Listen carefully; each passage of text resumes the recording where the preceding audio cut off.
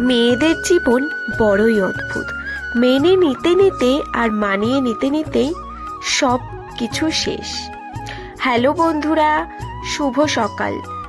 ঘড়িতে এখন 6:30। আজ একটু লেট হয়ে গেছে। চলো আজকে সকালের রুটিনটা তোমাদের সাথে শেয়ার করি। আশা করছি সবাই ভালো আছো, সুস্থ আছো। সকলের ভালো কাম্য করে আমি আজকে সকালটা শুরু করলাম। আশা করছি তোমাদের ভিডিওটি খুব ভালো লাগবে, একটু ধৈর্য সহকারে দেখবে। লোকে বলে মেয়েদের কোনো বাড়ি হয় না, আমি বলি মেয়েদের ছাড়া কোনো বাড়ি সম্পূর্ণ হয় না।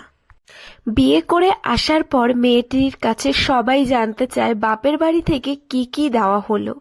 একবারও জানতে চায় না যে মেয়েটির বাবা তার সব থেকে দামি জিনিসটি তাদের কাছে দিয়ে দিয়েছে, কিন্তু একবারের জন্য তাকে জিজ্ঞেস করা হয় না যে সে বাপের বাড়িতে কি কি ছেড়ে এসেছে। বাপের বাড়িতে যেই মেয়েটি মায়ের ছোট্ট একটা একটা কথায় অভিমান করে বসে থাকে, আজ সেই মেয়েটি কত বড় হয়ে গেছে। শ্বশুর বাড়িতে যে যাই বলুক না কেন চুপ করে থাকে, সে এখন চুপ করতে শিখে গেছে। আসলে মেয়ে হয়ে জন্ম নেওয়াটা যতটাই সহজ, মেয়ে হয়ে জীবনটা চালানোটা অতটাও বা সহজ নয়।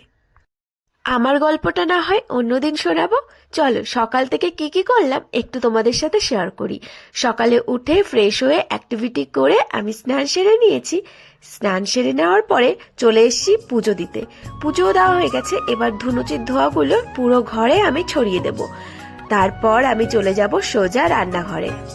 রান্নাঘরে আমি আমার এনার্জি ড্রিঙ্কটা নিয়ে নেব, কারণ সকালবেলা আজকে এনার্জি ড্রিঙ্কটা খাওয়া হয়নি। পুজো সেরে চলে আসলাম রান্নাঘরে। দেখো ততক্ষণে বরমশাই উঠে গেছে, বরমশাই স্নান করতে চলে গেছে।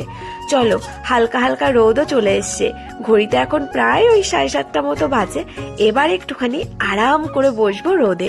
দেখো পিঠে রোদটা পড়েছে, কি আরাম লাগছে। চলো বন্ধু আজকের মতো টাটা। তোমরা সকলে সুস্থ থেকো, ভালো থেকো। আর ভিডিওটি যদি ভালো লেগে থাকে একটা লাইক কমেন্ট করে সাবস্ক্রাইব করে আমার পাশে থেকো। টাটা।